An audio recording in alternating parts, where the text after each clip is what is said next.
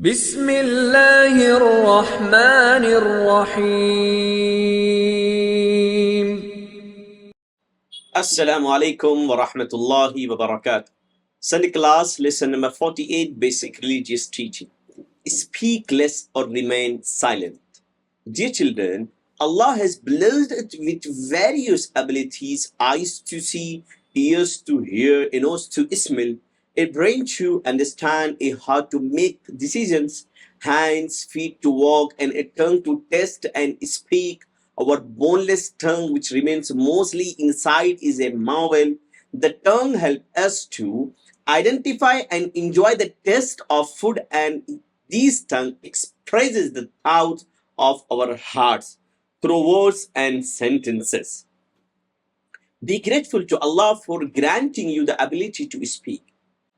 This is a great blessing from Allah Tabaraka wa Ta'ala, and constantly thank Him for it. There are thousands of people in the world who are mute or deaf or cannot hear or speak. Allah has blessed you with the power to speak and hear. Yes. So express gratitude to your Creator who has given you the power to speak in your tongue and the power to hear in your ears. Dear children, in terms of speaking, people in the world fall into three categories. The first category is those who speak excessively and chatter endlessly. The second category is those who speak less. The third category is those who remain silent most of the time. Now, you must decide which of these three types of people you want to be. Do you wish to talk excessively and chatter all the time, speak less, or remain silent altogether? Today, we want to give you some advice regarding speaking. Do not be like the first type of person who talk excessively, as it can annoy others and make them dislike you. Because talking too much and always talking can harm not only you but also those you are speaking to. Therefore, our advice to you is to speak less and only when it is necessary. When silence is appropriate, choose the remain silent. This is where safety, goodness, and well-being lie. Always remember that serious, wise, and intelligent people listen to hundreds of things from others but respond with just 2 or 4 meaningful statements. Their few words carry more weight than the 100 spoken by others. You may have heard the proverb, 100 blows by a goldsmith, 1 by a blacksmith. Dear children, often it occurs that we are unwilling to listen to others and keep talking about our own ideas endlessly. This is against the etiquette of conversation. Remember, just as Islam teaches us the manners of eating, drinking, sleeping, walking, meeting, and sitting, it also teaches us the manners of speaking. Therefore, observe your elders and notice how gracefully they engage in conversation. Today, we advise you to learn how to speak from your parents and teachers. The educated and well-read people in the world always have substance in their words, and their speech reflects dignity. They listen to others attentively and respond thoughtfully based on this knowledge and experience. Learn from your elders and elevate the quality of your conversation to such heights that people long to hear you speak. When you talk, your words should feel like pearls dropping from your tongue. The excellence of a person lies in his speech. Therefore, our best advice for you, rather for your entire life, is to speak only when necessary and remain silent when speaking is unnecessary. Speak only as much as needed. Let your silence outweigh your words. Cultivate the habit of staying silent and speaking less from now on. You will see that the people will eagerly wait for you to speak and wish to hear what you have to say. When you speak on the demands and wishes of the people, your words will carry so much significance that their value will exceed that of gold and silver.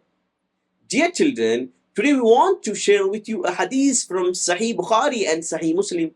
Hazrat Abu Hurairah radiallahu ta'ala anhu narrates that the Messenger of Mercy, Muhammad sallallahu alaihi wasallam, said, that whoever believes in Allah and the last day should speak good or remain silent. From this short hadith, we learn that if we must speak, we should say something good, otherwise, we should make silence our habit. Remember, avoid unnecessary talk. A good person never likes meaningless chatter when we indulge in unnecessary conversation. They often bring troubles and problems that we cannot force while speaking. Once we finish talking, we might regret our meaningless words later. Whenever you feel like talking to someone, pause and reflect for a moment. Just as you carefully count the money before giving it to someone, weigh your words thoughtfully before speaking. Pay close attention to what you are about to say will learn you rewards or sin. If you develop the habit of asking yourself this question before speaking, will I gain reward or sin from these? Over time, you will naturally speak only those words that earn rewards and avoid all that leads to sin. You will always have two options before you to speak or remain silent. If staying silent does not harm anyone or bring safety and peace, then prefer silence. Speak only as much as is necessary. The great saint Hazrat Fuzail bin Ayas radiallahu ta'ala once said that a person who considered speech to be a task will minimize meaningless talk. And always remember that whatever you say is being recorded by the Kiram and Katibin, the two angels who are always with you, one on your right and one on your left shoulder. If you say something good, the angel on the right side writes it down. If you say something bad, the angel on the left records it. This is mentioned in the verse 18 of the Surah Qaf.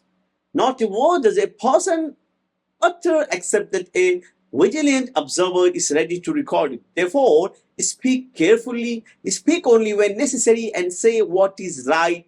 Speak words of justice, kindness, and benefit.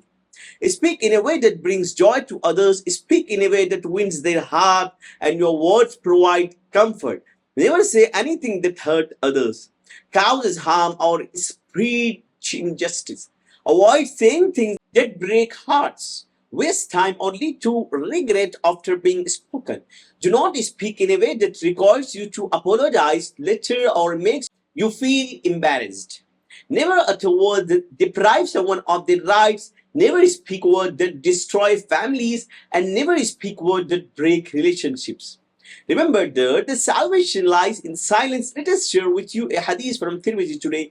Listen carefully. Hazrat Abdullah bin Umar radiallahu ta'ala anhu narrates that the Messenger of Mercy, Muhammad said, Man samata naja, whoever remains silent is saved. From this we learn that those who choose silence find safety and peace. Now inshallah we'll explain two verses of the Quran Majid. وَأَشْهِدُوا إِذَا تَبَايَعْتُمْ, and bring witness when you conclude a contract of sale. If you are buying or selling something significant, it is essential to appoint a witness so their testimony can be useful if needed later. Now the second one, عَلَيْكُمْ بِالصِّدْقِ, do not consume one another's wealth unjustly. Taking someone's wealth or using it through illegitimate means is not permissible. If we wrongly consume someone's wealth today, we will be held accountable for it on the day of judgment, Qiyamah. Now inshallah we'll explain two hadith. The first one, بَلِّغُوا عَنِّي وَلَوْ آيَةً. The Prophet Muhammad said, convey from me even if it is a single word. If you know even a single teaching of Islam, it is our responsibility to pass it on. عَلَيْكُمْ بِالصِّدْقِ. You must always speak the truth. Every Muslim must resolve that he will tell the truth and not lie. Now inshallah we'll explain series of the Messenger of Mercy, Muhammad sallallahu, the Prophet in the house of Hazrat Khadija radiallahu ta'ala anha.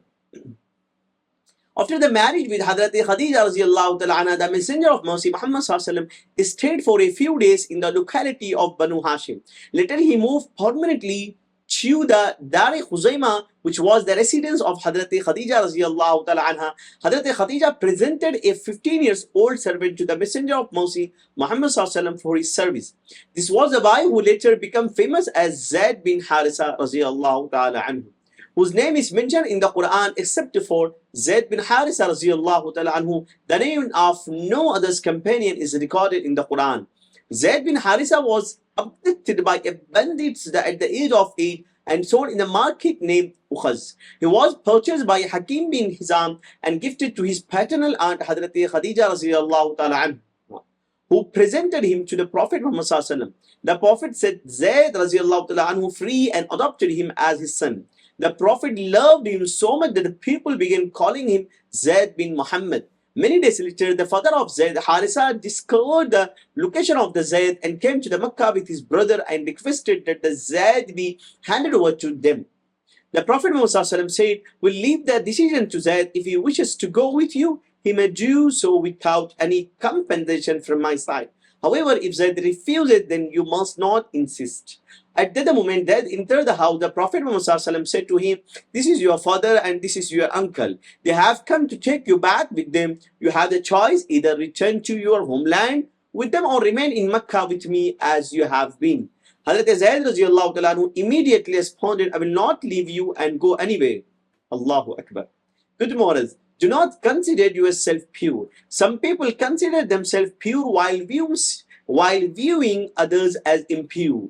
They see themselves as wise and others are foolish. They consider themselves righteous while others are evil. They view themselves as devout worshippers and good bondsmen and others are immoral and unrighteous. They see themselves as good and others are flawed. They consider themselves pure and God-fearing while others are sinners. They perceive themselves as active and intelligent while seeing others lazy and dull. Such people only admire themselves and develop a habit of disliking everyone else. We should strive to avoid such habits and this kind of thinking. In the verse 32 of the Surah Najm, we have been instructed, فَلَا تُزَكُّوا أَنفُسَكُمْ. Do not claim yourself to be pure. Allah knows the best who is pure or who is good. Now, inshallah, I will explain life etiquettes, rights, and manners of friendship. One should make friends only with a believer. Second one, choose a pure friend and good friend. Love your friend for the sake of Allah. Inform your friend about the love and affection you have for him. Maintain moderation in friendship. Always strive to preserve brotherhood and friendship. Be informal and open with your brothers. Fulfilling the rights should not be neglected. Show kindness to your friend's family in his absence and even after his death. Avoid a friend who only remains loyal during times of ease and prosperity.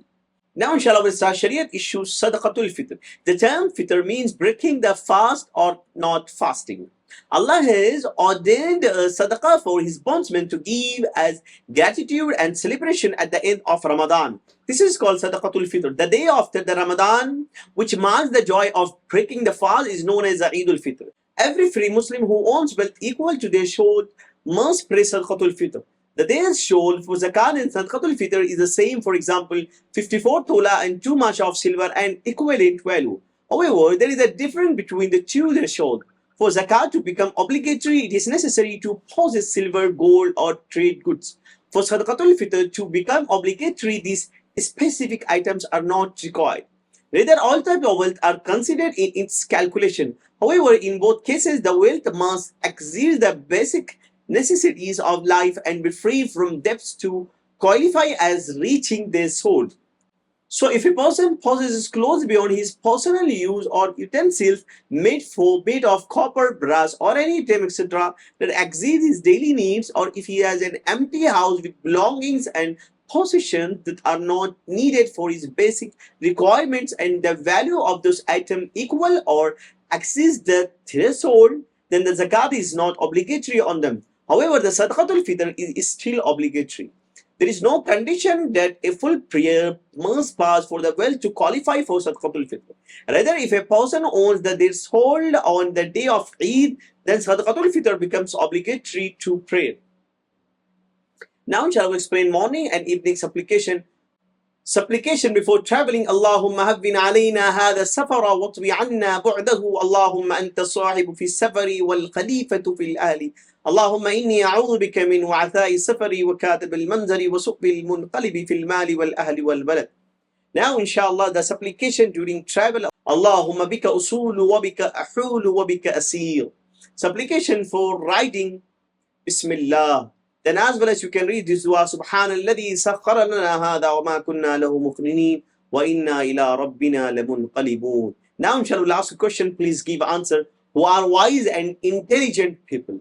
Second one, whose words carry weight and reflect dignity. What should a person who believes in Allah and the Day of Judgment do? What happens when unnecessary words are spoken? Which angel writes good deeds? Which angel writes bad deeds? Who belongs to the third category of people? What is the command in verse 282 of the Surah Al-Baqarah? State the meaning and significance of بَلِّغُوا عَنِّي وَلَوْ آيَةً. What is the Arabic phrase for you should adopt truthfulness? 11th, on which day is Sadaqat-ul-Fitr given? 12th one, mention 5 etiquettes of friendship. Now fill in the blanks. In the words, there are dash types of people regarding speaking and not speaking. 14. The first category include those who speak dash. The second category include those who speak dash. Okay, children, please give your answers. I'll see you next Sunday. Barakallahu feek. Assalamu alaikum wa rahmatullahi wa barakatuh.